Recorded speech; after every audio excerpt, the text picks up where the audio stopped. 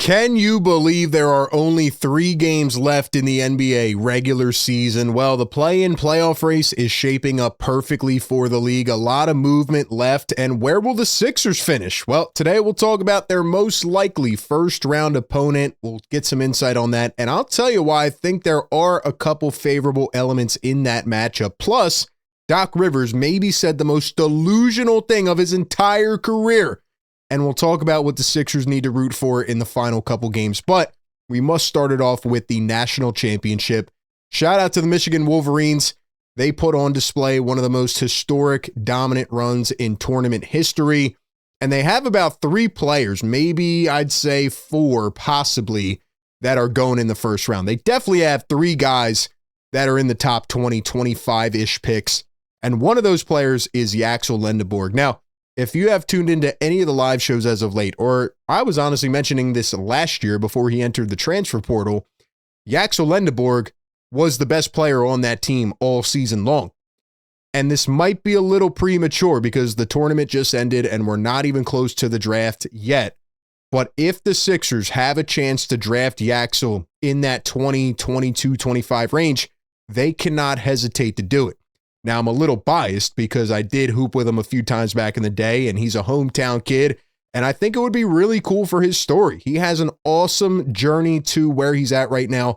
If you haven't checked it out, go check it out. But the fact that this guy went from almost quitting basketball to being one of the best transfer recruits ever. He was at a JUCO. He transferred to UAB for a couple years. Then he went to Michigan, got the NIL money, and now he's about to go to the NBA. His stats show it all, man. This guy in college averaged 15.5 points a game, 9.5 boards, 3.2 assists, 1.2 steals, and 1.7 blocks. He was the Big Ten Player of the Year, first-team All-American. Now he's a national champion. And I would argue that he is not the typical 23-year-old prospect because a lot of teams would look at that and say, okay, he's hit his peak. He's done getting better.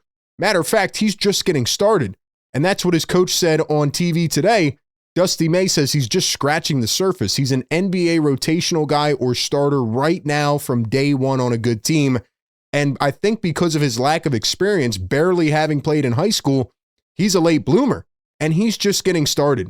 So it may not be a possibility that he falls all the way down to 20, 22, 23. But if he does because of his age, the Sixers need to strike. He can guard 3 to 4 positions. He's probably most comfortable at the 4, but can play some of the 3. He's 6'9". He can knock down his threes. He hit them at a 37% clip this year. Can average, 8 to 10, 12 boards, and he can get to the rim. He's physical, and he can even create off the dribble a little bit as well. So I think this would be a perfect prospect for the Sixers. He seems to be well-liked by his teammates, and you can't argue his toughness. I mean, last night in the national championship, he literally said in his halftime interview, I feel awful. I'm super weak. I can't make anything. I played super soft in this half. And that's with him playing through an MCL sprain and an ankle sprain. Now, speaking of dominating the tournament, there will be a tournament coming up in the next week and a half, and that'll be the play-in tournament. And right now, we really do not know who is going to end up in what seed. As you can see right here by the NBA, there are 19 of the 20 remaining seeds still undecided. Like, this is shaping up perfectly for how the NBA has formatted everything. And if you see the 76ers, they can finish anywhere from the 5 to the 10 seed. But what should we be rooting for? What should we be looking for? Well, first off, tonight, the Miami Heat will take on the Toronto Raptors. That's a big game. And the Charlotte Hornets will take on the Boston Celtics. Now, why do I say that? If we look at the NBA standings, there are 3 games remaining in the season. The 76ers are currently sitting in the 7th seed. They hold a tiebreaker over the Hornets, the Magic. They also hold a tiebreaker over the Raptors, but they are a half game behind Toronto right now. But if we look at the Raptors' remaining schedule, they play Miami twice. Miami needs at least one of those games. They also play the New York Knicks. So I could see the Raptors losing a couple of those final games.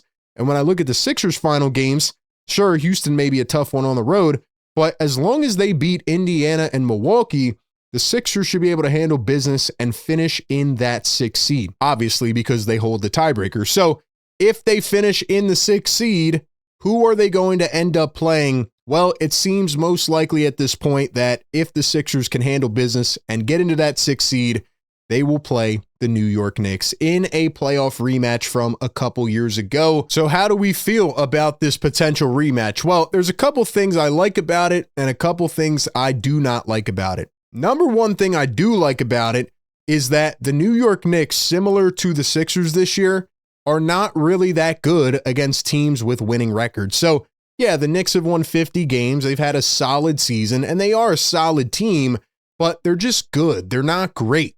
All season long, I've been seeing their fans criticize their team and their ownership, similar things to the Sixers. So I really do think that the Knicks are beatable. I think last year was really their opportunity to chime in and cash in. But the 76ers have the star talent to beat the Knicks. Matter of fact, they've done it 2 times this year. They've beat them with Joel Embiid, without Joel Embiid. And honestly, they almost beat them a 3rd time as well. And the second thing I really like is that Joel Embiid should be healthy for the series. And we know Knicks fans will whine and complain, but the fact of the matter is they cannot stop Joel. Joel can drop 30 in the series on one leg. Imagine what he can do at full health. And in addition to that, the Knicks fans are not confident at all in Karl Anthony Towns. He will get carved out by Joel Embiid. Now, on the flip side, the things I do not like about this potential matchup. Number one, the Knicks are one of the best rebounding teams in the NBA. They also are a great 3-point shooting team. 2 things that the Sixers have really struggled against this season. The Sixers cannot seem to get a consistent presence on the glass, especially on the offensive glass, game in and game out. And the 76ers also do not guard the 3-point line that well. I do not believe in their defensive scheme. And on top of that, the New York Knicks usually up at a level in terms of intensity when they play the Sixers in the playoffs, mostly because that's like their championship. So it does become a very physical series. And usually there's some out of body experience where, you know, Josh Hart will hit 8 straight threes, or I don't know, maybe Mikal Bridges, who by the way was not worth all those 1st round picks and screwed you guys up, might come out and drop 20 out of 22 threes in an entire series or something bonkers like that. But I think the Knicks lost some of their physicality and toughness when they lost DiVincenzo and Hartenstein. And I do think they are very beatable in a potential playoff matchup. So let me know your thoughts on a potential Sixers versus Knicks playoff series. Now, last but not least, a team that will not be in the playoffs is the Milwaukee Bucks. We have partnered with Geology to bring you this sponsored video. Geology is a 42-time award-winning personalized skincare company recognized in Men's Health, Esquire, Ask Men, and Oprah Daily Grooming Awards. Geology creates simple and effective skincare and hair care routines customized just for you with ingredients proven to work. With over 10,000 5-star reviews, Geology's ingredients have been trusted by dermatologists for decades. They sent me the bundle to try out. I really like the moisturizing morning cream as well as the night cream with the retinol formula. Geology skincare can help you fight acne, reduce oiliness, prevent wrinkles, and much more. All you have to do is click our link down below, take a 60-second diagnostic quiz on their site about your skin and goals, and boom, their team of dermatologists designs a personalized routine just for you that is shipped directly to your door. That is it. It is that simple. So go ahead and go down below and use our link and grab 100% off your personalized skincare trial set. Trust me, your skin will thank you. And Doc Rivers may have said the craziest thing I've ever heard from Doc Rivers, and that's saying a lot. But reportedly in March, there was a tense team meeting, and he told the Bucks players to quote unquote look up his resume. He said, "I've taken teams to the playoffs and to the championship that were not supposed to. I thought that this was one of them."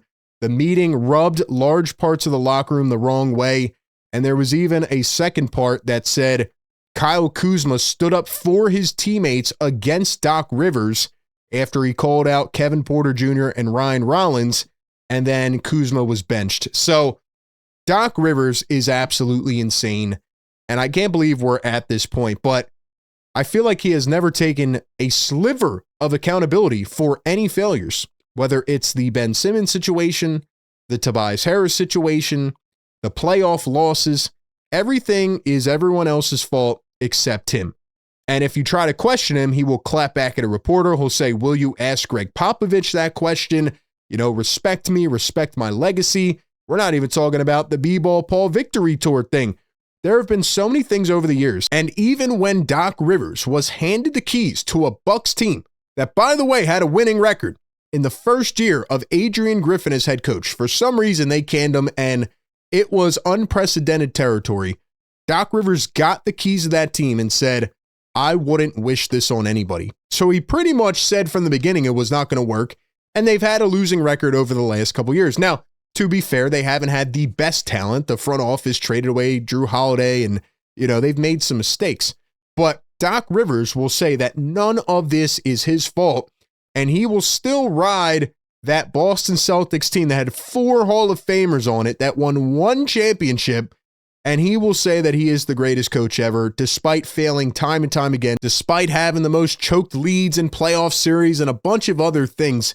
It is just insane how teams continue to buy into Doc Rivers stuff. So is Doc Rivers the most delusional coach of all time? Give me your thoughts on that. Let me know who you think the Sixers are going to end up matching up against in the playoffs. What would you think about Sixers versus Knicks? And give me all your thoughts down below. Appreciate everybody for tapping in. Be sure to like, comment, and subscribe. As always, I will catch you on the next one.